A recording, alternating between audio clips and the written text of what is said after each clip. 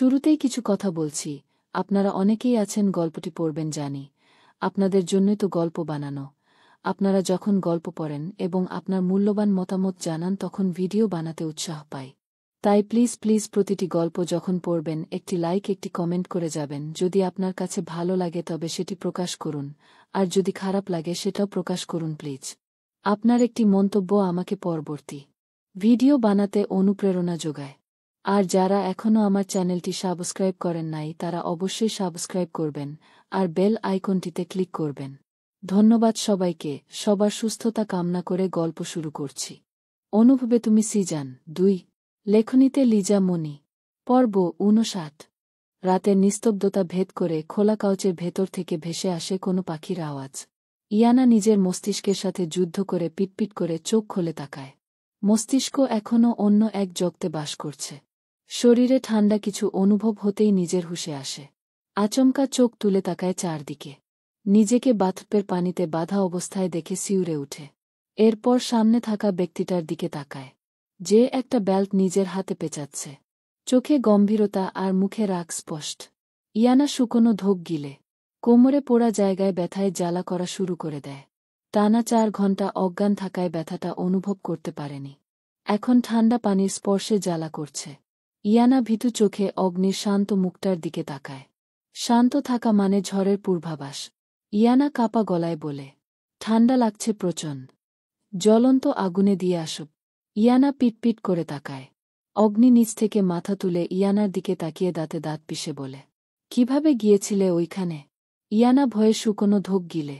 ইয়ানাকে ভয় পেতে দেখে অগ্নি হাতে থাকা বেলটা শব্দ করে দেয়ালে আঘাত করে হুঙ্কার ছেড়ে বলে, ন্যাকামি করবে না আমার সামনে।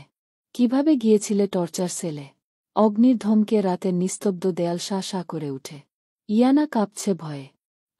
আপনার গাড়ির ব্যাক সিটের নিচে বসে গিয়েছিলাম। তোমার স্পর্ধা আর সাহস আমাকে অবাকতার চরম পর্যায়ে নিয়ে গিয়েছে। মেরে ফেলে দেই। মরার পাখা গজাইছে। মাটির নিচে চাপা পড়তে চাও? রক্ষিতার ড্রেস কেন পরেছিলে? আমার কাপড় পরা থাকলে সবাই চিনে ফেলত। তাই একজন রক্ষিতার কাপড় পরেছিলাম। বিশ্বাস করুন আমি সব কিছু দেখেই চলে আসতাম। অন্য কিছু করার ইচ্ছে ছিল না। কিভাবে আসতে? অগ্নি ঠান্ডা আর ভয়ঙ্কর কণ্ঠ। ইয়ানা কিছুক্ষণ ভেবে বলে, আপনার গাড়ি দিয়ে চলে আসতাম পুনরায়। অগ্নি বসা থেকে উঠে ইয়ানার গাল শক্ত করে চেপে ধরে দাঁত কিরমিরিয়ে উঠে। টর্চার সেলে ঢুকা যতটা সহজ সেখান থেকে বের হওয়া ঠিক ততটা বিপদজনক। ভিতর থেকে বের হলে প্রত্যেককে চেক করা হয়। তোমার মনে হয় তুমি এর সহজে বের হতে পারতে? মেরে ফেলে দিত না রাবিশ। ইয়ানা গালের ব্যথা উপেক্ষা করে শ্বাস টেনে বলে, আপনি ছিলেন তো পাশে। যেখানে আপনি আছেন সেখানে ভয় কিসের অগ্নি চৌধুরী? আপনি ছিলেন বলেই সাহস করে গিয়েছিলাম। যদি আপনি না থাকতেন তাহলে সেই নিষিদ্ধ জায়গায় ইয়ানার ছায়া ও কোনোদিন পড়ত না। আপনার জন্য ওই তো আমার এত সাহস এত যুদ্ধ। ইয়ানার সরল উত্তরে অগ্নির কপালের ভাঁজ সমান হয়ে পড়ে। ইয়ানাকে ছেড়ে দিয়ে কিছুক্ষণ শান্ত হয়ে বসে। এই মেয়ের ভিতরে এক আলাদা শক্তি আছে। মাত্র কয়েকটা বাক্যে সব রাগ কোথায় হারিয়ে গেল। ঘৃণা করো তারপরও এত বিশ্বাস। ঘৃণা আমার সাময়িক দৃষ্টি, কিন্তু পুরুষটা তো আমার ভালোবাসা। অগ্নি চাপা হাসে। হাতের বেল্টটা এক পাশে রেখে সেদিকে তাকিয়ে বলে, ভেবেছিলাম এই বেল্ট দিয়ে তোমাকে রক্তাক্ত করব, কিন্তু সেই সুযোগটা থেকে বঞ্চিত করলে। ইয়ানা চোখ বন্ধ করে নিঃশ্বাস টানে। অগ্নি উঠে এসে ইয়ানার হাতের বাঁধন খুলে দেয়। এরপর পানি থেকে তুলে এনে গায়ে তোয়ালে পেঁচিয়ে দেয়। ইয়ানা ঠান্ডা পানিতে ভেতরে কাঁপছিল, কিন্তু এখন পানি থেকে উঠে আসার কারণে অসম্ভব রকমের কাঁপতে থাকে। প্রায় 3 ঘণ্টা ঠান্ডা পানিতে থাকার কারণে যেন রক্তগুলো বরফ হয়ে গিয়েছে। ইয়ানার অস্বাভাবিক কাঁপুনিতে অগ্নি চিন্তিত হয়ে পড়ে। পরনের কাপড়টা চেঞ্জ করিয়ে দিয়ে বিছানায় গরম কাপড় দিয়ে শুইয়ে দেয়। কিন্তু শরীরের কাঁপুনি কিছুতেই কমছে না। অগ্নি হাতে একটা মলম নিয়ে ইয়ানার পাশে বসে।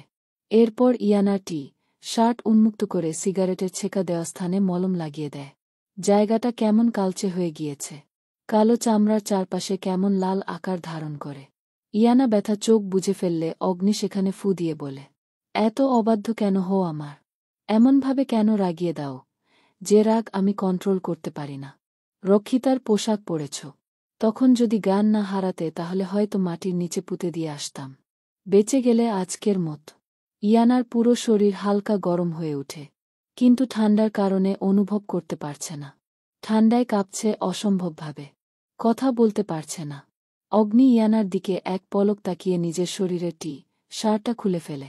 এরপর উন্মুক্ত শরীর নিয়ে ইয়ানার সাথে কম্বলের নিচে ঢুকে যায়। ইয়ানার পুরো শরীর ঠান্ডা হয়ে আছে।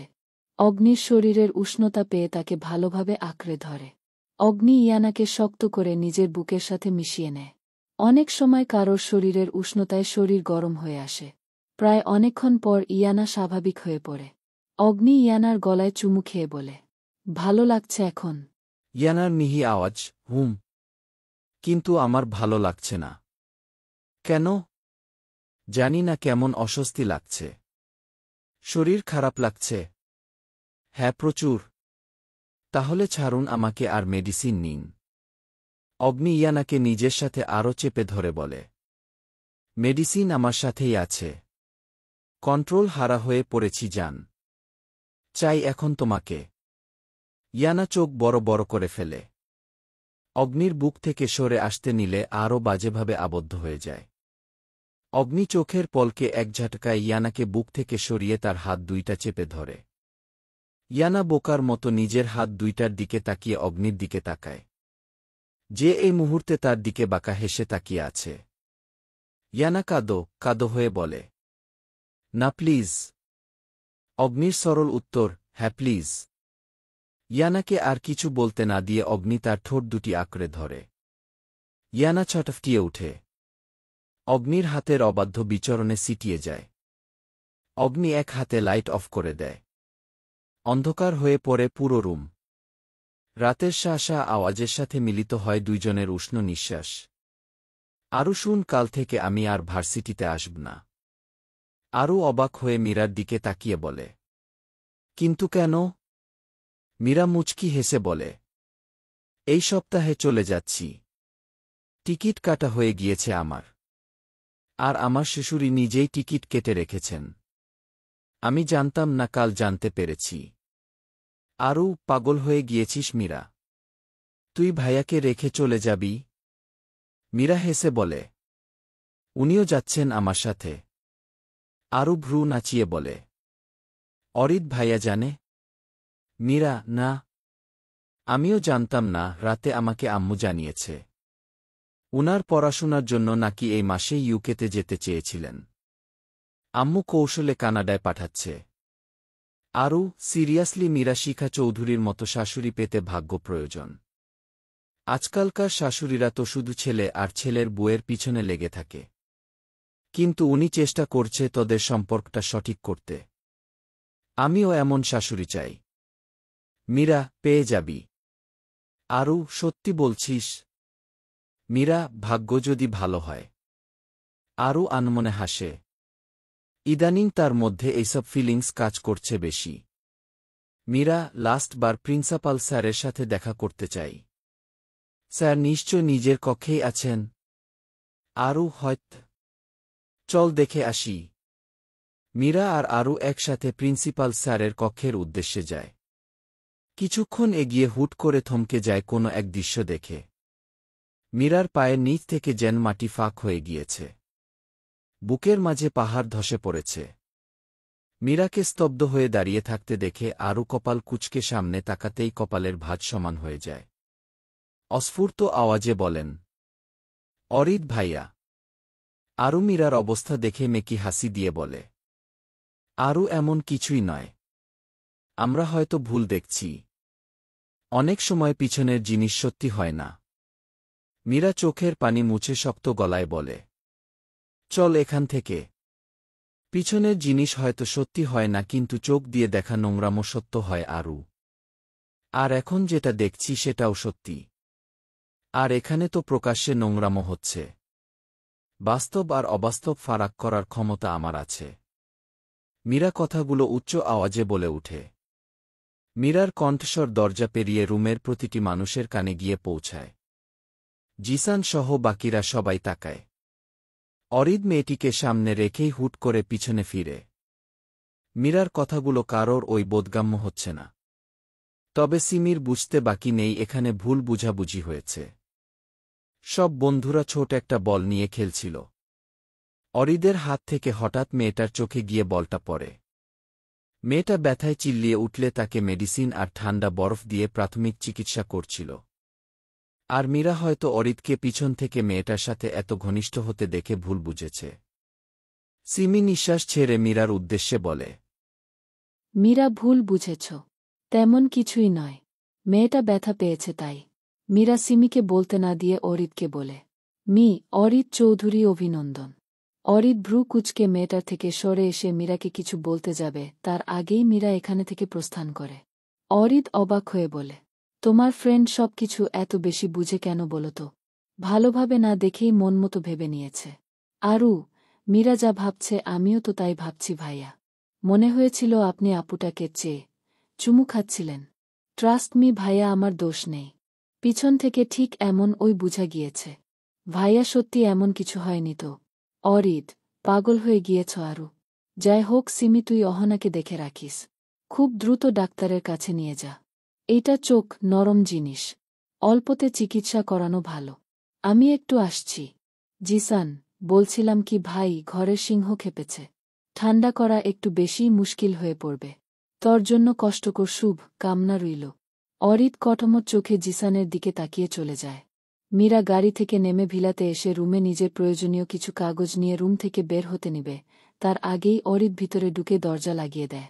অরিদকে দেখে মীরা ঘৃণায় চোখ সরিয়ে নেয়। অরিদ মীরার দিকে এগিয়ে এসে বলে, মীরা, যা ভাবছ সব ভুল। মীরা নিচের দিকে তাকিয়ে বলে, যেতে দিন আমাকে। দরজা কেন লাগিয়েছেন আপনি? অরিদ, কোথায় যাবে তুমি? আর তোমার হাতে এইসব কি? মীরা উত্তর দিতে রুচিতে বাঁধছে। তারপর ও বলছি, চিন্তা করবেন না, আর কোনোদিন আপনার জীবনে কাটা হয়ে আসব না। আলহামদুলিল্লাহ, আগামী সোমবার আমার ফ্লাইট। আর মাত্র 5 দিন সময় আছে। চলে যাচ্ছি আপনার জীবন থেকে। অরিদ অবাক হয়ে বলে, ফ্লাইট? আমার থেকে অনুমতি না নিয়ে টিকিট কাটলে? কার থেকে অনুমতি নিয়েছ তুমি? মীরা মুচকি হেসে বলে, যাদের থেকে নেওয়ার সবার থেকেই নিয়েছি। আপনার বাবা মা, আমার বাবা মা সবাই জানে। ইভেন আমি অনেক আগেই চলে যেতাম। আজকের দিনের সাক্ষী হব বলে যেতে পারিনি। অরিদ, সবার থেকে নিয়েছ অথচ আমি জানলাম না? মীরা, আপনাকে কেন জানাতে যাব? কে হন আপনি? আমার অরিদ চৌধুরী। অরিদ দাঁত কিরমিরিয়ে উঠে। মীরার 2 বাহু চেপে ধরে বলেন, লিগ্যালি হাজবেন্ড। মীরা উচ্চ আওয়াজে হেসে উঠে, আপনি আমার হাজবেন্ড? সেই হাজবেন্ড যে প্রথম থেকেই আমার হৃদয়কে ক্ষত বিক্ষত করে আসছে। জাস্ট একটা থাপ্পড় দেওয়াতে বদ্ধ রুমে আটকে রেখেছিলেন। আর সেই কারণে ওই দিন আমার গায়ে কলঙ্কের দাগ লাগল। ছেলে নিয়ে রাত কাটায় সেটাও শুনতে হলো। বিয়ে হলো আমাদের। বিয়ের প্রথম দিনেই ঘুমন্ত আমিটার উপর ঠান্ডা পানি ঢেলে দিলেন। এরপর সব কিছু নিয়ে আমাকে অপমান, ছোট করা। বাধ্য হয়ে শুধু আপনি নয়, আমিও কবুল বলেছিলাম। কলঙ্ক নিয়ে বাঁচার থেকে আপনার মতো অসভ্যের সাথে থাকাটা অধিক ভালো ভেবেছিলাম। কিন্তু ভুল ছিলাম আমি। একবার ও জানতে চেয়েছেন সেই দিন রাতে কেন আমি একটা ভয় পেয়েছিলাম, কেন আমি অজ্ঞান হয়ে পড়েছিলেন। কখনো জানতে চেয়েছেন আপনার করা অপমানগুলো আমার কেমন লাগে? জানতে চেয়েছেন এত মানুষের কুটু কথা শুনে আমার মনের ভিতর দিয়ে কি বয়ে গিয়েছে? সব বাদ দিয়েছি অরিদ চৌধুরী। আপনাকে ধীরে ধীরে মনের ভিতরে জায়গা দেওয়ার চেষ্টা করে গিয়েছি দিনের পর দিন। একসময় সফল হয়ে অজান্তেই ভালোবেসে ফেললাম। ঝগড়া মারামারি করে আপনার সাথে বাস করতে চেয়েছিলাম। কিন্তু আপনি আমাকে ঠকালেন। লোকে ঠিক ওই বলে, প্রথম ভালোবাসা সবসময় ভুল হয়। আমিও ভুল মানুষকে ভালোবেসে ভুল করলাম। মীরা এক নিঃশ্বাসে কথাগুলো বলে অরিদের সামনে দিয়ে দরজা খুলে বেরিয়ে যায়। অরিদ স্তব্ধ হয়ে বিছানায় বসে পড়ে। মীরাকে আটকানোর কথা সে ভুলে যায়। সত্যি তো সে মীরাকে কখনো জিজ্ঞাসা করেছে এইসব নিয়ে? তাহলে এখন হাজবেন্ড দাবি করছে কোনো অধিকারে? মাথায় ঘুরপাক খাচ্ছে মীরার বলা প্রতিটি কথা। আমিও ভুল মানুষকে ভালোবেসে ভুল করলাম। মীরার লাস্ট বলা বাক্যটা অরিদের প্রতিটি রক্তবিন্দু কাঁপিয়ে তুলছিল। চোখ বন্ধ করে বড় বড় নিঃশ্বাস টানে। ঠোঁটের কোণে খেলে যায় এক বাঁকা হাসি। রুয়ানা খোলা আকাশের নিচে দাঁড়িয়ে রাতের তারা দেখছিল। হঠাৎ পাশে কারোর উপস্থিতি অনুভব করে সামান্য ভয় পেয়ে যায়। কিন্তু ব্যক্তিটাকে দেখে সামান্য হাসে। এত রাতে কি করছো এখানে? তারা গণনা করছিলাম। যখন একদম ছোট ছিলাম তখন দাদি বলেছিল কেউ মারা গেলে তারা হয়ে যায়। সেই বাচ্চামো দিয়েই আব্বু আম্মুকে খুঁজছিলাম। খুব মিস করো তাদের? যার কোনো অনুমান নেই। ইউভি আলতো হাসে। আচ্ছা ভাইয়া, আপনার বাবা মা কোথায়? নেই। বাবা মাহিনা আমি। রুয়ানা অবাক হয়ে বলে, আপনিও কি আমার মতো ভাইয়া? ইউভি গম্ভীর হেসে বলে, উহুম, একদম না। তুমি বাবা মাকে হারিয়ে ভেঙে পড়েছ। আমাকে কখনো কাঁদতে দেখেছ তুমি, লিটল গার্ল? রুয়ানা, না দেখিনি। আপনার কান্না আসে না। যার চোখে কোনো পানি নেই সেখানে থেকে পানি আসবে কোথা থেকে? মানবজীবন যুদ্ধ করে বাঁচতে হয়। কাউকে হারিয়ে ভেঙে পড়া বোকামি। বাবা মায়ের জন্য কষ্ট পাওয়াটাই স্বাভাবিক। কিন্তু নিজে স্তব্ধ হয়ে গেলে তো জীবন থমকে যাবে, লিটল গার্ল। তোমার মতো যদি আমি স্তব্ধ হয়ে যেতাম তাহলে আজ তোমার সামনে দাঁড়িয়ে থাকতে পারতাম না। তোমাকে বাঁচতে হবে সবাইকে সঙ্গ নিয়ে। রুয়ানা ফুপিয়ে কেঁদে উঠে। ইউভি নিজের বাহুতে আবদ্ধ করে নেয়। রুয়ানার মাথায় হাত বুলিয়ে দিয়ে বলে, আমি আছি তো তোমার পাশে। শুধু আজকে রাতটার অপেক্ষা। রাত প্রায় 1টার কাছাকাছি। মীরা টেবিলে মাথা রেখে শুয়ে আছে। কিছু ভালো লাগছে না। জীবনটা কেমন অভিশপ্ত হয়ে গিয়েছে। চোখে পানি জবজব করছে। আর যাবে না সে ওই লোকের সাথে।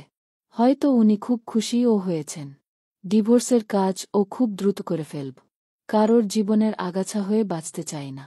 উনি উনার গার্লফ্রেন্ডকে বিয়ে করে খুশি হোক। ছিহহ মীরা, তুই সম্পর্কের তৃতীয় ব্যক্তি ছিলি। এইসব ভাবতে ভাবতে কখন জানি চোখটা লেগে আসে।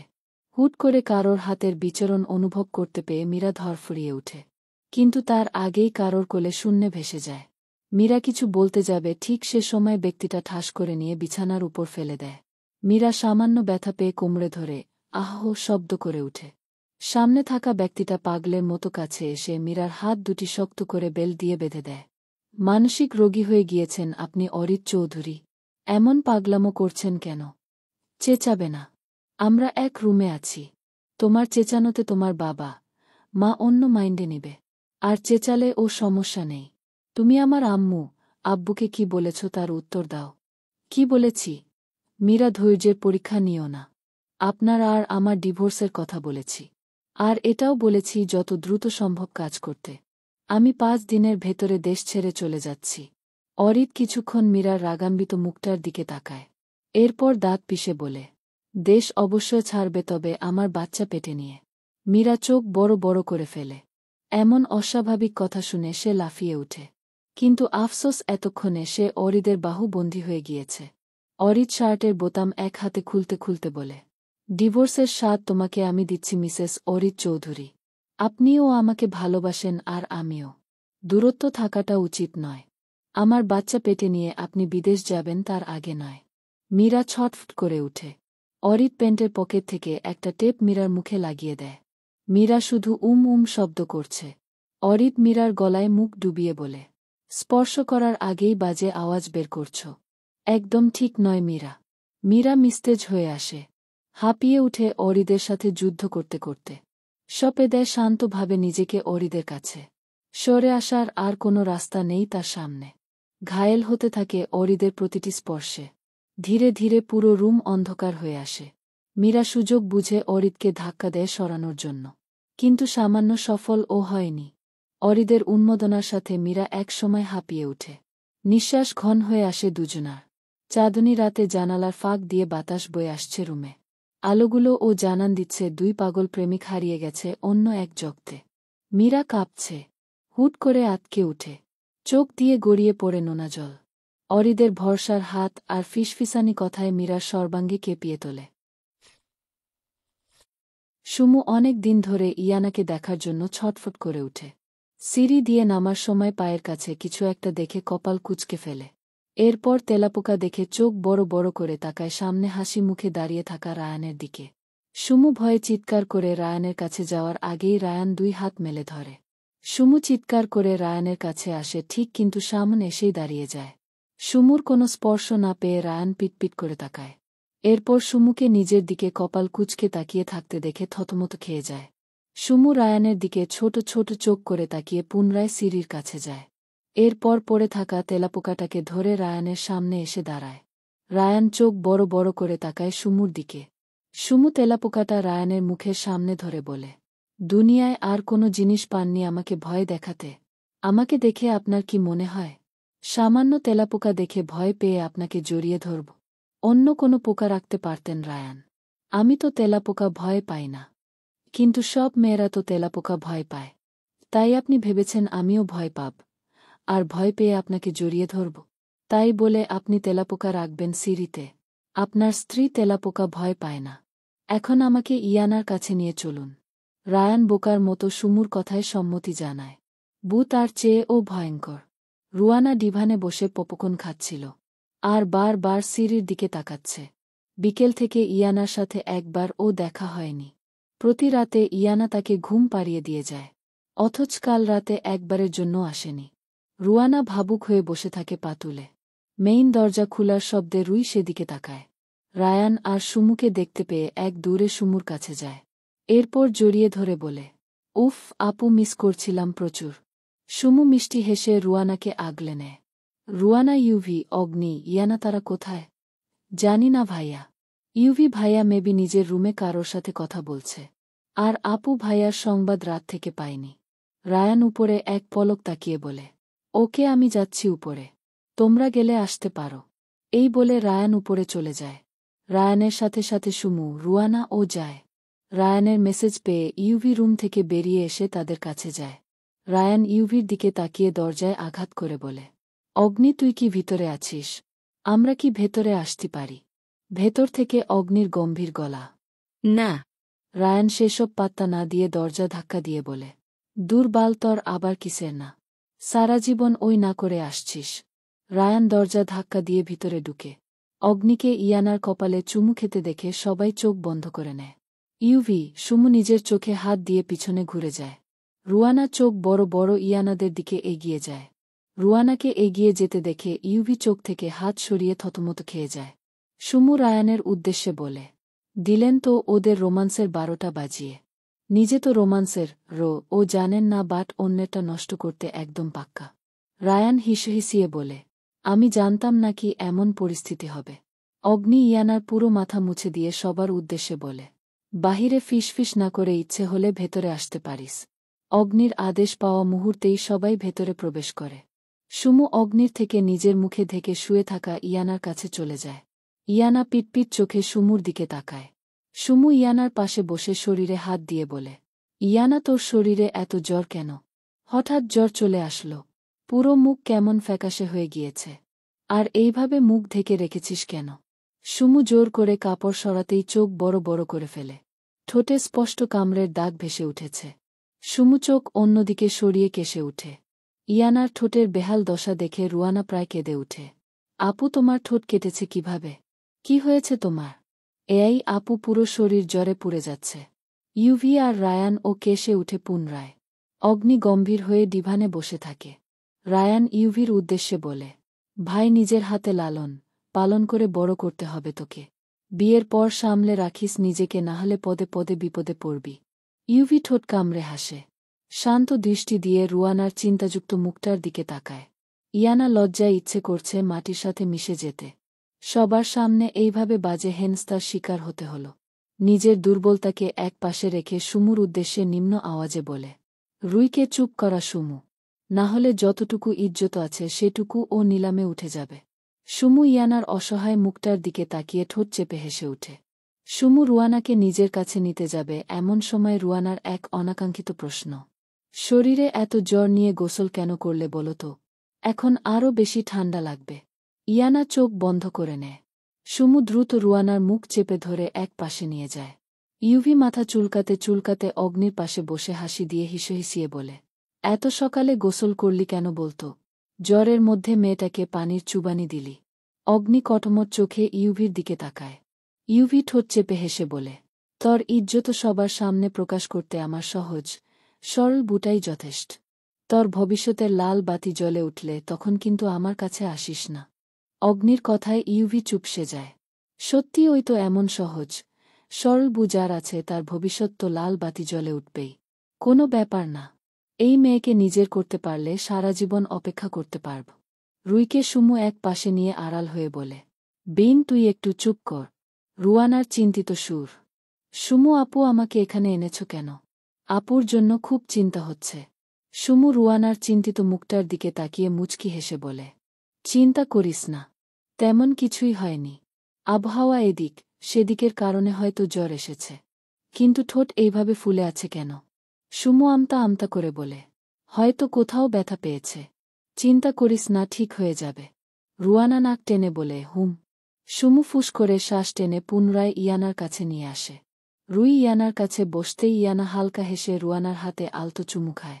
এরপর নাক মুখ কুচকে হেডবোর্ডে হেলান দিয়ে বসে। রায়ান আর চোখে ইয়ানার অবস্থা লক্ষ্য করে অগ্নির উদ্দেশ্যে বলে, ভাই, মেয়েটাকে কি অবস্থা করেছিস? জ্বর বাঁধিয়ে দিয়েছিস একদম।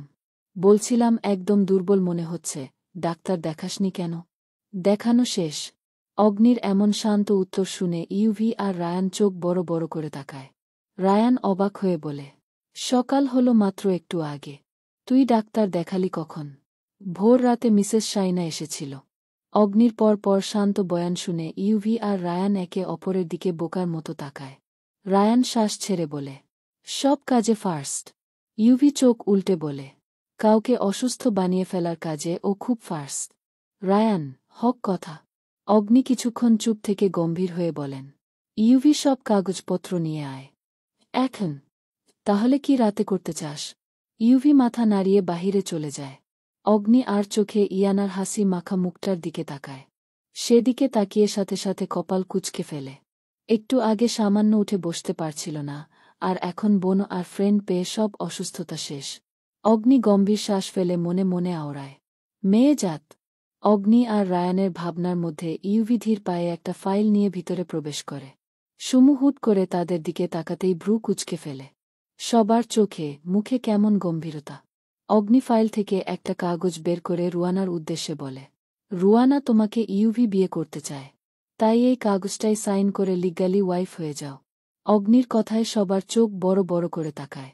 ইউভি কপাল কুঁচকে অগ্নির দিকে তাকায়। কাউকে বিয়ের কথা বললেও তো মিষ্টি সুরে বলতে হয়। সেটা না করে গম্ভীর হয়ে বলছে, রুয়ানা, তুমি ইউভির লিগ্যালি ওয়াইফ হয়ে যাও। এইভাবে বললে কোনো মেয়ে বিয়ে করবে শালা? ইউভি মনে মনে বিড়বিড় করে রুয়ানার দিকে তাকায়। রুয়ানাকে হাসতে দেখে মুখ হা হয়ে যায়। রুয়ানা হাসি থামিয়ে বলে, ভাইয়া, আপনারাও ট্রুথ এন্ড ডেয়ার খেলেন আমাদের মতো? আমরাও মাঝে মাঝে স্কুলে খেলি। রুয়ানার কথা শুনে সবার মুখ চুপসে যায়। রায়ান শব্দ করে হেসে উঠে। ইউভি অসহায় হয়ে রায়ানের দিকে তাকায়। হঠাৎ এমন অনাকাঙ্ক্ষিত কথায় ইয়ানা বলে, কিসের বিয়ে মি চৌধুরী? এত দ্রুত কিসের বিয়ে ভাইয়া? আপনার ভালোবাসাটাকে সম্মান করি তাই বলে এখন আমার বোনকে কোনো সংসারে জড়াতে দিতে পারি না। ও ছোট এখনও ভাইয়া। সংসার বলতে কোনো ধারণা নেই। স্বামী স্ত্রীর মানে বুঝে উঠেনি এখনও। এইটা সম্ভব নয় ভাইয়া। অগ্নি ভ্রু কুচকে অগ্নির নিষেধাজ্ঞাগুলো মনোযোগ দিয়ে এতক্ষণ শুনে। এরপর কাছাকাছি এসে কাগজটা রুয়ানার সামনে রেখে বলে, না বলা আমি কখনো পছন্দ করি না। ছোট বড় নিয়ে তাদের কাহিনী তারা বুঝে নিবে। রুয়ানাকে ইউভি জীবন দিয়ে হলেও আগলে রাখবে। তোমার সাথে এই নিয়ে আমার আলোচনা হয়েছিল ইয়ানা। আরেকবার না উচ্চারণ করলে তোমার অনুমতি নেওয়ার প্রয়োজন পড়বে না। আশা করব আমার প্রতিটি কথার মানে বুঝবে। কিন্তু বিশ্বাস করো তো আমাদেরকে, ইউভিকে তোমার ভালো মানুষ মনে হয় না। সেটা বড় কথা নয় মি চৌধুরী। রুয়ানা বিয়ের জন্য উপযুক্ত নয়। যার বউ সে এইসব বিষয়ে খেয়াল রাখবে তোমার ভাবতে হবে না। ইউভি এগিয়ে এসে বলে, চিন্তা করো না। নিজের সর্বোচ্চ দিয়ে রুইকে আগলে রাখব। ওর অনুমতি ছাড়া তাকে কোনোদিন স্পর্শ করব না। ইয়ানা সম্মতি জানায়। অগ্নি হালকা হাসে। ইউভি রুয়ানার সামনে চেয়ার টেনে বসে বলে, আমাকে বিয়ে করতে তোমার আপত্তি আছে? রুয়ানা অবাক হয়ে বলে, বিয়ে? এরপর ইয়ানার দিকে তাকাতেই ইয়ানা রুয়ানার হাতে ধরে বলে, রাজি হয়ে যা রুই। জীবনের সব থেকে উত্তম জীবন সঙ্গী পাবি। রুয়ানা, কিন্তু আপু বেডরুমে বসে বিয়ে কিভাবে করে? তোমাকে তো কাজই বিয়ে পড়িয়েছিল। আকস্মিক রুয়ানার এমন কথায় সবাই থমথমে খেয়ে যায়। ইউভি মুচকি হেসে বলে, এখন জাস্ট কাগজে সাইন করে দাও। বিকেলে মসজিদে গিয়ে বাকি নিয়ম মেনে আসব। রুয়ানা, আচ্ছা। ওকে দিন কোথায় সাইন করতে হবে? ইউভি আনমনে রুয়ানাকে জায়গাটা দেখিয়ে দেয়। রুয়ানা হেসে সেখানে সাইন করে দেয়। রুয়ানার স্বাভাবিক কাজে সবার চোখ ছানাবড়া হয়ে যায়। সুমু ঠোঁট ভিজিয়ে বলে, তুই বিয়ের জন্য এত পাগল ছিলি রুই? একবার বলা মাত্র ওই সাইন করে দিলি। সবাই বলল তাই করে দিলাম। অপেক্ষা করিয়ে লাভ কি বলো? ইউভি ঠোঁট কামড়ে হাসে। অজান্তেই চোখ দিয়ে গড়িয়ে পড়ে জলবিন্দু। কাপা হাতে নিজেও সাইন করে দেয়। সাইন শেষে সাথে সাথে চোখ বন্ধ করে নেয়। ইউভিকে চোখ বন্ধ দেখে রায়ান ধাক্কা দিয়ে বলে, ভাই বিয়ে করে কানা নয় কালা হতে হয়। বউ হাজার অভিযোগ করবে বাট শোনা যাবে না। ইউভি আলতো হাসে। আজ তার জীবনের সবচেয়ে আনন্দের একটা দিন। ঠিক কতটুকু আনন্দ তার হয়তো পরিমাণ করা যাবে না। সুমু ইয়ানার উদ্দেশ্যে বলে, তোরা থাক আমি আসছি। এখন ওই হল্লা পার্টির বাকি বাদরগুলোকে জানাতে হবে। সুমু উঠে চলে যায় নিচে। অগ্নি গম্ভীরতা নিয়ে রায়ানের দিকে ইশারা করতেই রায়ান হালকা কেশে বলে, তাহলে চলো এখান থেকে যাওয়া যাক। কেউ আমাদেরকে দেখে আর সহ্য করতে পারছে না। আপনারা দুইজন নব দম্পতি নিজেরকে সময় দিন। আমি আমার পুরাতন বুটাকে গিয়ে সময় দেয়। রায়ান ইউভিকে ইশারা দিয়ে বেরিয়ে যায়। ইউভি হেসে রুয়ানাকে বলে, যাওয়া যাক। রুয়ানা, কোথায়? ইউভি, নিচে।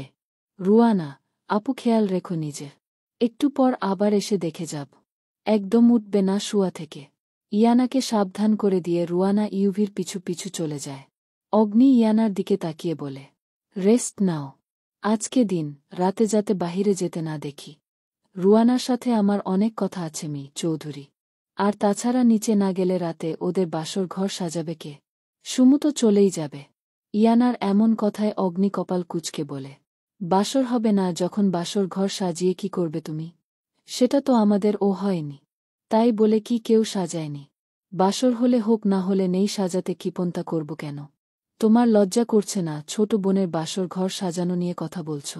অগ্নির কথায় ইয়ানা চুপসে যায়। পরমুহূর্তে আমতা আমতা করে বলে, রুইয়ের সম্পর্কে আমি বড় বোন বাট ইউভি ভাইয়ার তো ছোট বোন। একজন ছোট বোন হিসেবে বলেছি বড় বোন হিসেবে নয়। ইয়ানার যুক্তি শুনে অগ্নি গম্ভীর শ্বাস ফেলে সাইড টেবিল থেকে মেডিসিন নিয়ে ড্রয়ারে রেখে বলে, যেসব মেডিসিন দিয়েছি খেয়েছিলে সবগুলো? অগ্নি প্রশ্নে ইয়ানা ঠোঁট ভিজায়। এরপর ভয়কে জয় করে নিয়ে বলে, হুম। সিউর। হুম। চলবে। অনুভবে তুমি সিজান 2।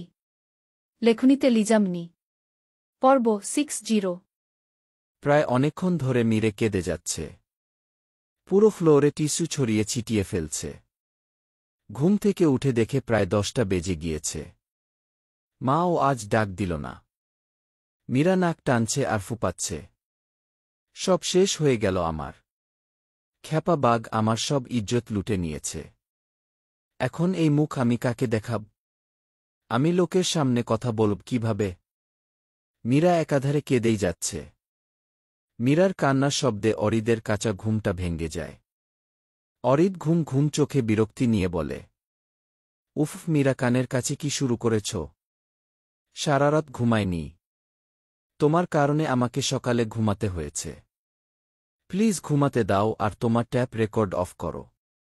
অরিদের বিরক্তিকর প্রতিটা শব্দ মীরার মস্তিষ্কে আগুন ধরিয়ে দেয়। শালা বাদর, সারা জীবন সতীনের মতো চুল ছিঁড়ে এসেছিস। আর আজ এসেছিস স্বামী হতে। আমি ঘুমাতে দেইনি তাই না? নিজে লুচ্চামি করে এখন আমার নাম দেওয়া হচ্ছে।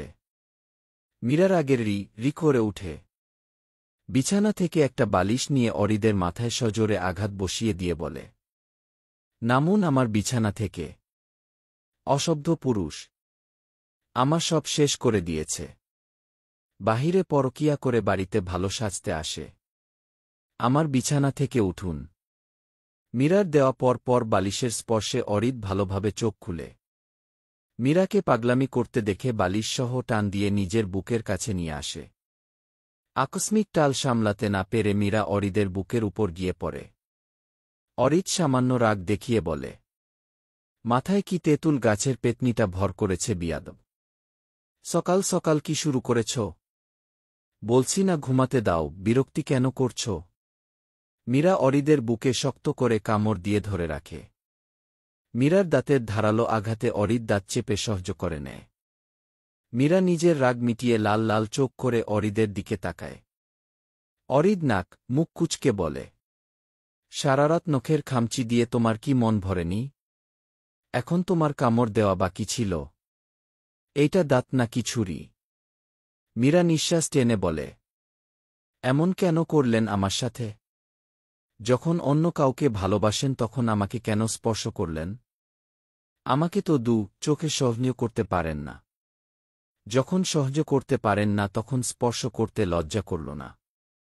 অরিত শুয়া থেকে উঠে বসে। এরপর একদম মীরার কাছাকাছি এসে বলে, বউ থাকতে পরকিয়া কেন করতে যাব? যাকে অরিত চৌধুরী সহ্য করতে পারে না তার ছায়াও সে সহ্য করে না। বুকে অসহ্য করার মতো পাপ আমি করব নাকি আজব? একটা মাত্র বউ আমার। মীরা ভ্রু নাচিয়ে অরিদের দিকে তাকায়। অবাক্তার চরম পর্যায়ে গিয়ে হাসকি সুরে বলে, বাব্বাহ! যতটা নাদান নিজেকে এখন প্রকাশ করছেন ততটা নাদান কিন্তু আপনি নন। লজ্জা করল না আমার ইজ্জত নষ্ট করতে? অরিত ঠোঁট উল্টিয়ে বলে, এই ইজ্জতটা তো আমার জন্য ওই তুলে রেখেছিলে। আমি আমার সম্পদ নিয়ে নিলাম।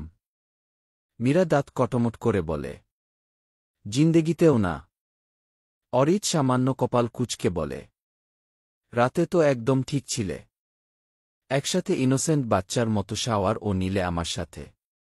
সকালের সূর্য চোখে পড়তেই এমন পাগলামি কেন শুরু করে দিয়েছ শুনি? তোমাকে তো কোনো পেতনি ধরবে না।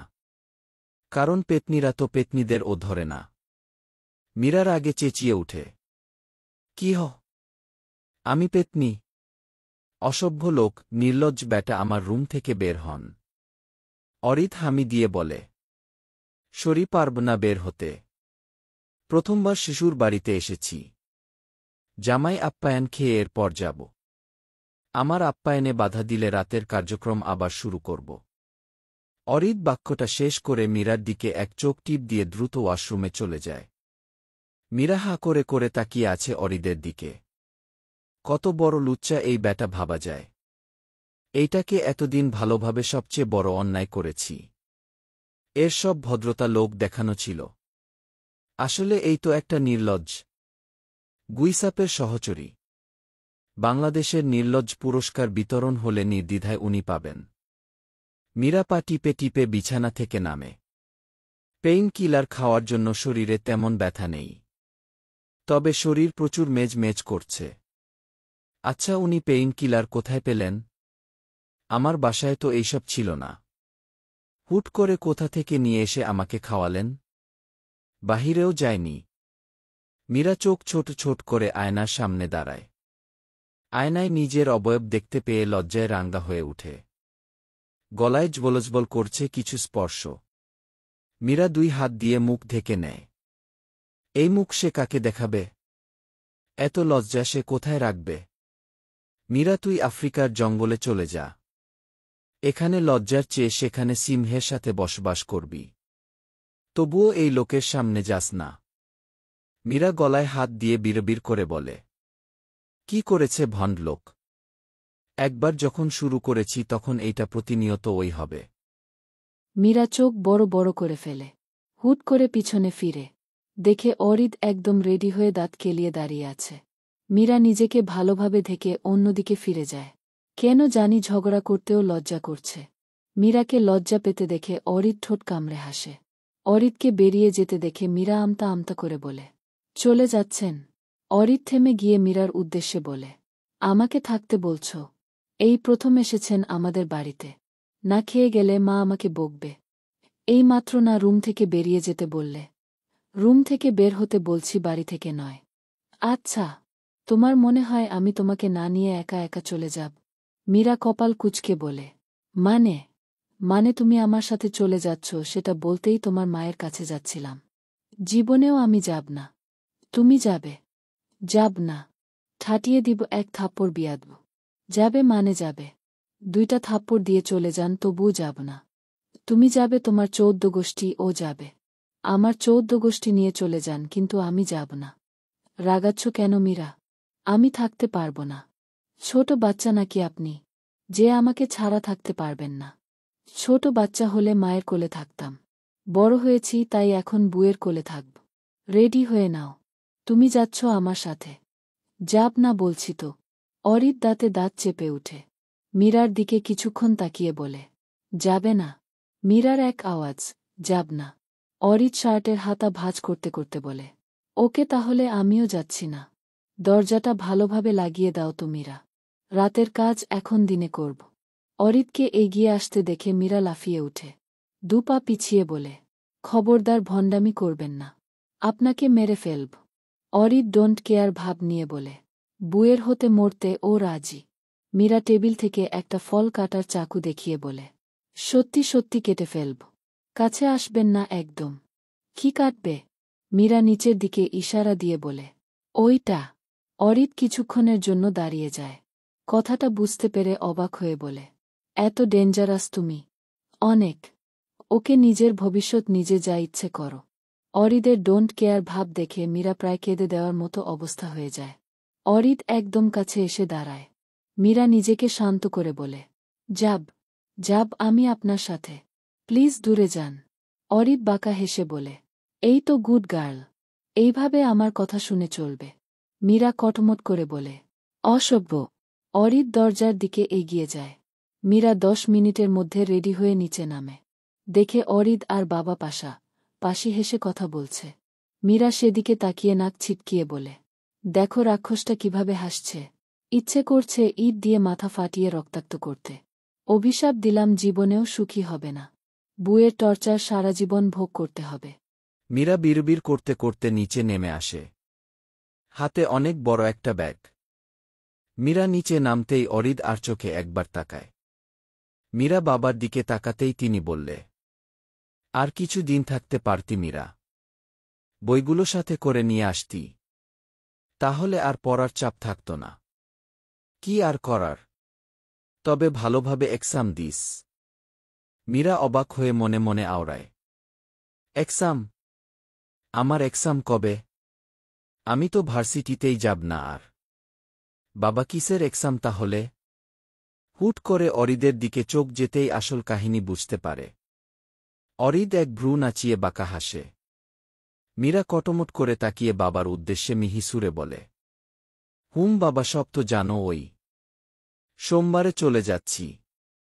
রবিবার এসে তোমাদের সাথে দেখা করে যাব। নিজের খেয়াল রেখো।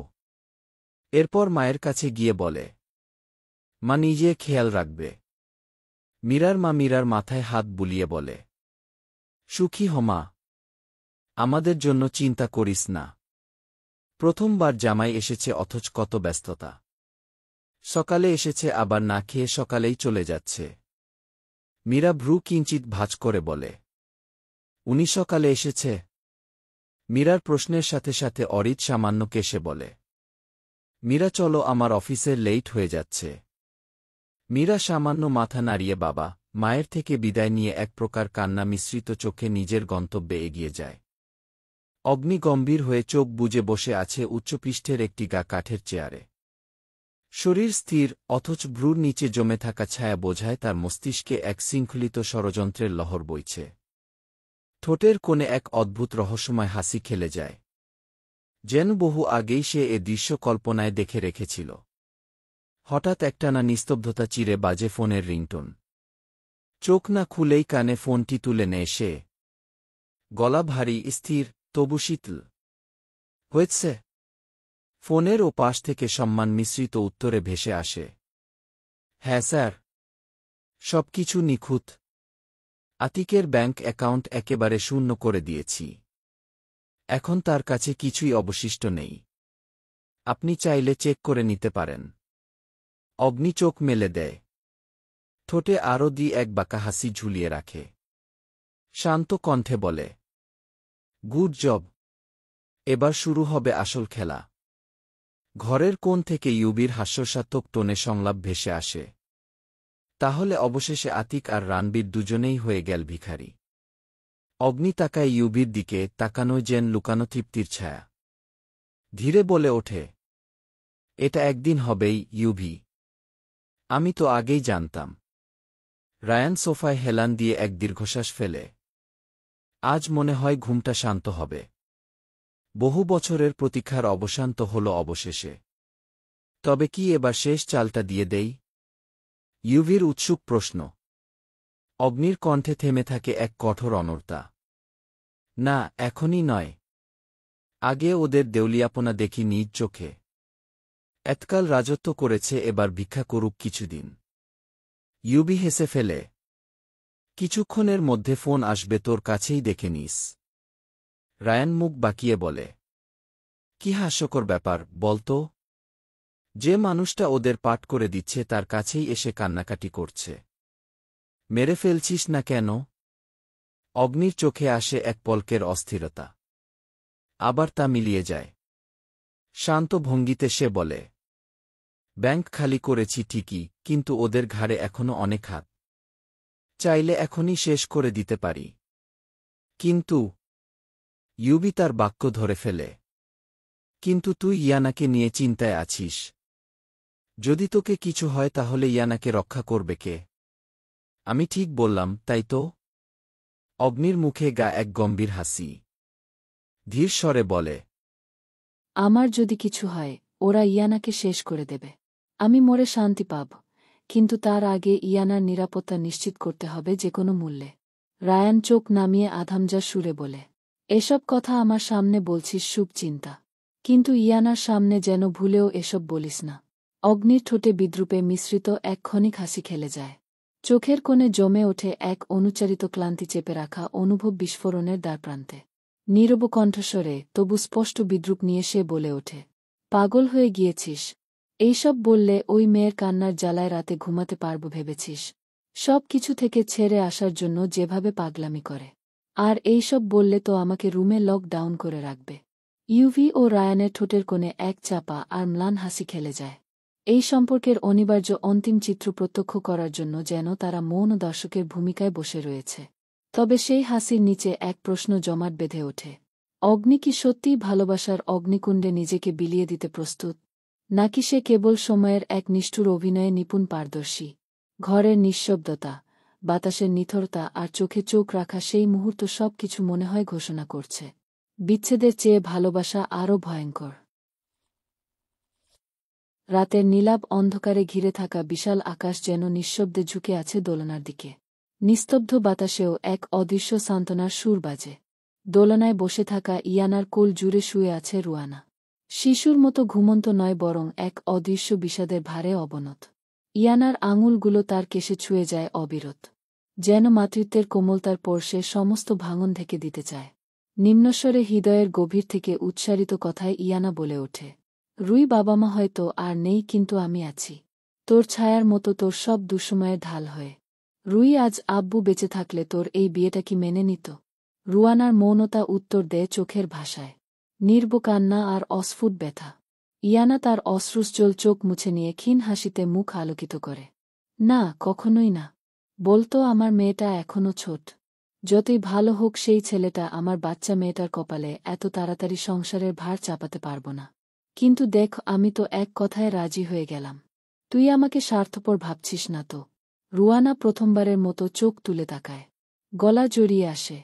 না আপু, তুমি আমার জীবনের শ্রেষ্ঠ আশীর্বাদ ছিলে, আছো, আর থাকবে। ইয়ানার কণ্ঠ এবার আরও মমতাময় আশীর্বাদ মিশ্রিত। ইউভি ভাইয়া খুব ভালো।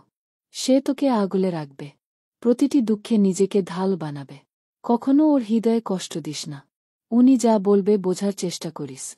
সিরিয়ালে যেমন দেখিস তেমন ভাবে। রুয়ানা ভাবুক হয়ে বলে, সিরিয়ালে স্বামীর যত্ন করে কোথায় আপি? পুরো নাটক চলে যায় ভিলেনের সাথে যুদ্ধ করতে করতে। ইয়ানা তপ্ত শ্বাস ছাড়ে। কিভাবে বুঝাবে এই মেয়েকে? তাহলে হিন্দি মুভির মতো করবি। এইসব ভাষা বুঝি না আমি। কোরিয়ান ড্রামতে যেভাবে করে সেভাবে করবি। ড্রামা তো আমি আরও আগে দেখি না। ভুজুং বুঝি না এইসব। হ্যাঁ, তবে গোপাল ভাঁড় দেখি। সেখানে তো গোপাল গিন্নিকে প্রচুর ভয় পায়। সেইম মন্ত্রিমশাই ও। তাহলে ইউভি ভাইয়ার উচিত আমাকে ভয় পাওয়া, তাই না আপু? রাজা মশাই পুরো রাজ্যের রাজা হয়েও রানীমাকে সাংঘাতিক ভয় পায়। যাক, অবশেষে তবে আমাকে ও কেউ ভয় পাবে। রুইকে খুশিতে গদগদ করতে দেখে ইয়ানা গভীর নিঃশ্বাস ছাড়ে। বুঝাতে চেয়েছিল কি, আর এই মেয়ে কথার টান কোথায় নিয়ে গিয়েছে। ইয়ানা কিছু বলতে যাবে, তার আগেই কারোর পায়ের শব্দে থেমে যায়। পিছনে ফিরে ইউভিকে দেখে হাসি দিয়ে দোলনা থেকে নেমে দাঁড়িয়ে যায়। রুয়ানা ইয়ানার কাছাকাছি এসে দাঁড়ায়। ইউভি রুয়ানার দিকে তাকায়। ইয়ানা চিন্তিত হয়ে বলে, উনি ফিরেছেন ভাইয়া? হ্যাঁ, আমার সাথেই আসলো। দ্রুত রুমে যাও, ইয়ানা না হলে তাণ্ডব লাগিয়ে দিবে। নিজের স্বামীকে তো ভালোভাবেই চিনো। সুইমিং পুলে রেখে যে ব্যক্তি মাফিয়া জগৎ উলট পালট করে দিয়েছিল, সে আর কি করতে না পারে। পাগল। ইয়ানা সামান্য হেসে বলে, ভাইয়া ওনাকে চিকিৎসা করানো দরকার। মাথায় নির্ঘাত সমস্যা আছে। ইউভি থতমত মুখে ইয়ানার দিকে তাকায়। ইয়ানা উৎসুক নয়নে বলে, ঠিক বলিনি আমি। ইউভি ঠোঁট ভিজিয়ে বলে, তুমি এই কথাটা যে আমার কাছে বলেছ সেটা যাতে অগ্নি জানতে না পারে। জানতে পারলে আমাকে জমিন থেকে আসমানে পাঠিয়ে দিবে। ইয়ানা, কেন ভাইয়া? ইউভি, আগে প্রায় ওকে বলতাম চিকিৎসার কথা। এখন যদি জানতে পারে তুমি ও বলছো তাও আমার সাথে, তাহলে শালা নির্ঘাত ভাববে আমি তোমাকে শিখিয়ে দিয়েছে। এমন অনর্থ না করে কথাটা নিজের পেটেই রেখে দাও। মুখ থেকে বাহির করা দরকার নাই। ইয়ানা ঠোঁট উল্টিয়ে মাথা নাড়ায়। এরপর দোলনায় দোল খেতে থাকা রুয়ানার দিকে এক পলক তাকিয়ে চলে যায়।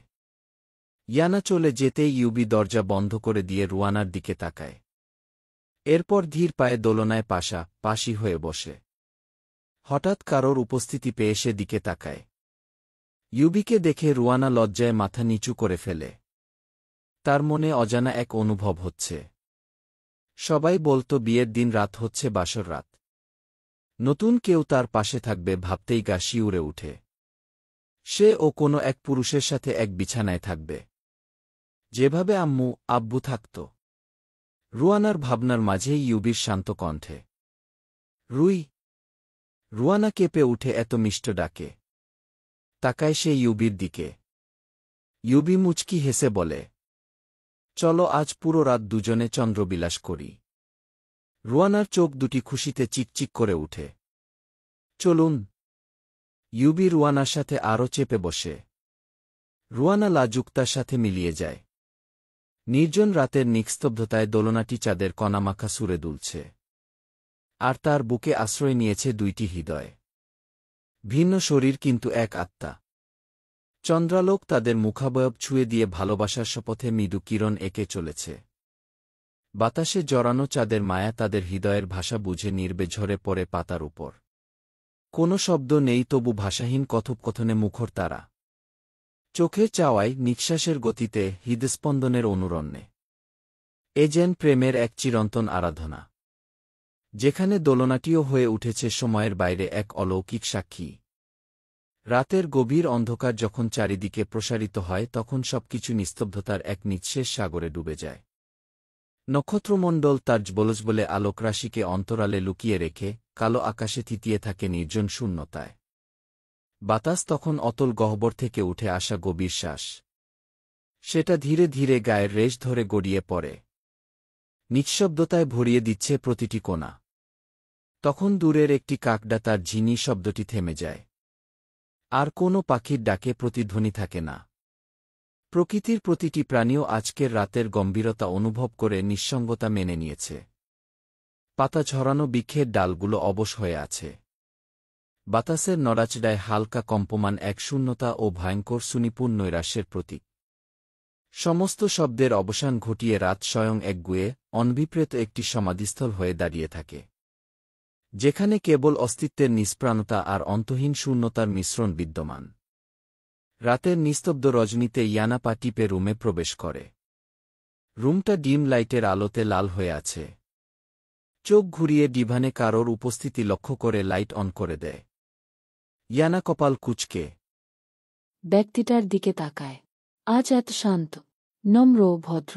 সূর্য হঠাৎ কোনো দিক দিয়ে উদয় হল। সিংহ আজ বিড়ালের মতো বসে আছে। ইয়ানা গলা কেশে মৃদু আওয়াজে বলে, ফ্রেশ না হয়ে এখানে বসে আছেন কেন? শরীর দুর্বল লাগছে। কথাটা শেষ করে ইয়ানা নিজের কথায় নিজেই নাক ছিটকায়। উনার আবার অনুভূতি আছে নাকি? অনুভূতি থাকলে তো ভালোই হত। অগ্নি কপালে হাত দিয়ে সেই আগের ভঙ্গিমায় গম্ভীর হয়ে বসে আছে। ইয়ানা কিছুটা বিরক্ত হয়। আরে আজব শান্ত থাকবে সেটা ভালো লক্ষণ, তাই বলে দেবদাসের মতো স্তব্ধ হয়ে বসে থাকবে? ইয়ানা সামনে এগিয়ে গিয়ে অগ্নির শরীরে হালকা স্পর্শ করে বলে, এখানে বসে আছেন কেন এইভাবে? খারাপ লাগাছে শরীর? অগ্নি মুখ থেকে হাত সরায়। চোখ দুটি দেখে ইয়ানা অবাক হয়ে। অগ্নি যখন প্রচণ্ড রেগে অথবা টেনশনে থাকে তখন চোখ এইভাবে লাল হয়ে যায়। তাহলে বর্তমানে উনি কোনটা করেছেন, রাগ নাকি টেনশন? ইয়ানা আর ভাবতে পারেনি, কারোর শক্ত হাতের স্পর্শে মুখ কুঁচকে ফেলে। অগ্নি ইয়ানার বাহু চেপে ধরে নিজের উরুর উপর বসায়। এরপর কণ্ঠের খাদ নামিয়ে শক্ত গলায় বলে, কোথায় ছিলে এতক্ষণ? তুমি জানতে না এখন আমি বাড়ি ফিরব? আসার সময় তোমার সাথে কথা হয়নি। যখন জানো আমি এখন বাড়ি ফিরব তখন রুমে ছিলে না কেন? দেরি কোথায় হলো? আমি রুয়ানার কাছে ছিলাম। আমি রুমে আসার পর মোট 6 মিনিট 22 সেকেন্ড ধরে তোমাকে খুঁজে পাইনি ইডিয়েট। সত্যি ওই তো 6 মিনিট অনেক সময়। এই 6 মিনিটে বিদেশ থেকে আসা যাবে। ফাইজলামও করছে আমার সাথে। মাফিয়া বসের সাথে ফাইজলামি করার মতো স্পর্ধা আমার নেই। ছাড়ুন আমাকে আর নিজেও ফ্রেশ হয়ে আসুন। অগ্নি ইয়ানাকে নিজের সাথে আরও ভালোভাবে চেপে ধরে বলে। উঠবে না। যেভাবে বসে আছো সেভাবে থাকো। কিন্তু আপনি আগে শাওয়ার নিয়ে আসুন। অগ্নি ভ্রু কুচকে ইয়ানার দিকে তাকিয়ে বলে। কিছু করেছি আমি তোমার সাথে, সে বাধ্যতামূলক আমাকে শাওয়ার নিতে হবে। যেভাবে বসিয়ে রেখেছি সেভাবে থাকো। নড়াচড়া করলে হার্টবিট বেড়ে যায়। ইয়ানা চুপসে যায়।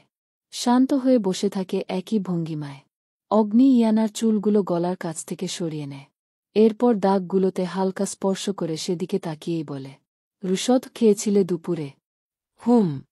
চিন্তা করো না, ক্ষতস্থানে আর ব্যথা পাবে না। ইয়ানা লজ্জায় মাথা নিচু করে ফেলে। লজ্জায় গাল হয়ে উঠে। প্রাইভেট টাইমে এই লোকটার আদুরে কণ্ঠে ফিসিফিসানি সুর ইয়ানাকে বড্ড ভাবায়। এইটাই কি তাহলে জেগে থাকা অগ্নি চৌধুরী, যার মুখ সবসময় গম্ভীরতায় ঢেকে থাকে? হাসে খুব কম, যাকে সে কখনো মন খুলে হাসতে দেখেনি। যার গম্ভীর মুচকি হাসি এত সুন্দর, তার প্রাণবন্ত হাসি নিশ্চয় অনেক সুন্দর। ইয়ানা নিজের কৌতূহল না রেখে অগ্নিকে উদ্দেশ্য করে প্রশ্ন করে। আপনি কখনো মন খুলে হাসেন না কেন? অগ্নির হাত থেমে যায়। সে এতক্ষণ ইয়ানার শরীরের ক্ষতগুলোকে পরখ করছিল। ইয়ানার উৎসুক নয়নে এক পলক তাকিয়ে নিঃশ্বাস টেনে বলে, কোনো কারণ ছাড়া তোমার মতো হাহা হিহিহি করার ইন্টারেস্ট নেই আমার। কি আমি সারাদিন হাহা হিহি করি? আমার সাথে তো তেরামি করো। অন্য কারোর সাথে করো কি না জানি না।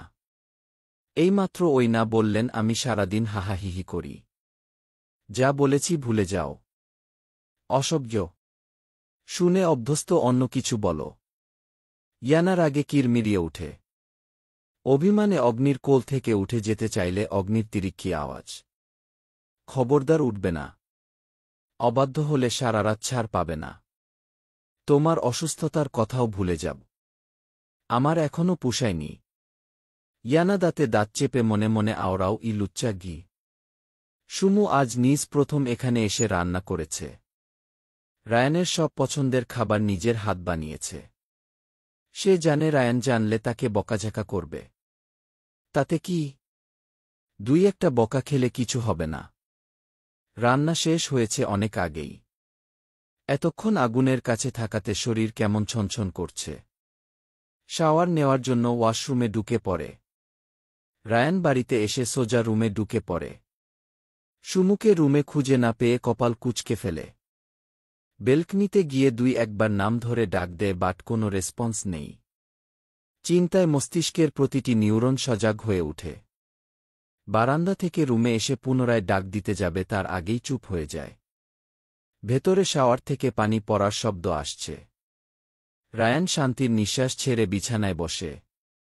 আরেকটু হলে জান বেরিয়ে যেত।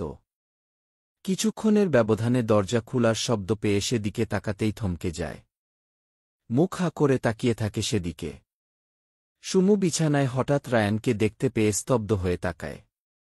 রায়ানকে এইভাবে তাকিয়ে থাকতে দেখে সুমু নিজের দিকে এক পলক তাকায়। বর্তমানে তার শরীরে টাওয়েল ছাড়া কিছুই নেই। সুমু নিজের দিকে এক পলক তাকিয়ে চোখ বড় বড় করে ফেলে। রায়ানের দিকে তাকাতেই আটকে উঠে। রায়ান ধীর পায়ে তার দিকে এগিয়ে আসছে। তার চোখ অন্য কথা বলছে। কেমন ঘোলাটে আর উন্মাদ শকুনের মতো তাকে নজর দিচ্ছে। সুমু শুকনো ধোক গিলে পুনরায় ওয়াশরুমে ডুবতে যাবে, তার আগেই রায়ান এক হাতে ওয়াশরুমের দরজা লাগিয়ে দেয়। সুমু লজ্জা আর ভয়ে অসম্ভবভাবে কাঁপছে।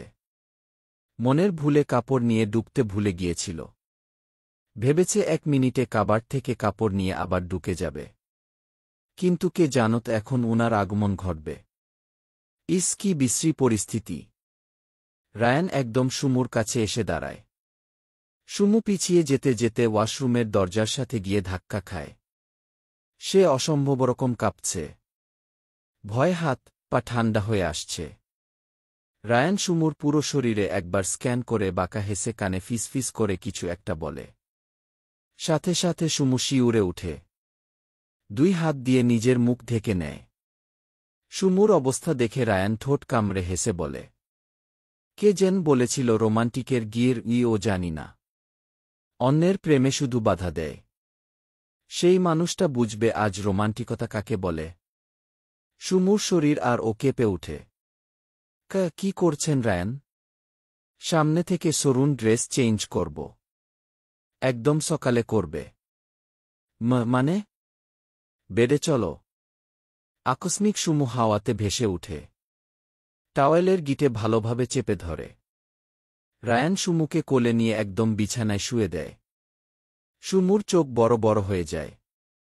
নিজের অবস্থান বুঝতে পেরে কম্পনরত কণ্ঠে বলে, রায়ান না, প্লিজ না করো না। মরে যাব আমি জান। অসভ্য হয়ে গিয়েছেন। আজ রাতটা অসভ্যতার চরম পর্যায়ে যেতে দাও, প্রমিস সকালে শব্দ হয়ে যাব। একদম তোমার মতো। আপনার জন্য রান্না। আর বলতে পারেনি রায়ানের করুণ সুর। প্লিজ সুমু, আজ চাইছি আমি। ফিরিয়ে দিও না। রায়ানের করুণ চাহনি সুমুর ভেতরটা নাড়িয়ে তুলে।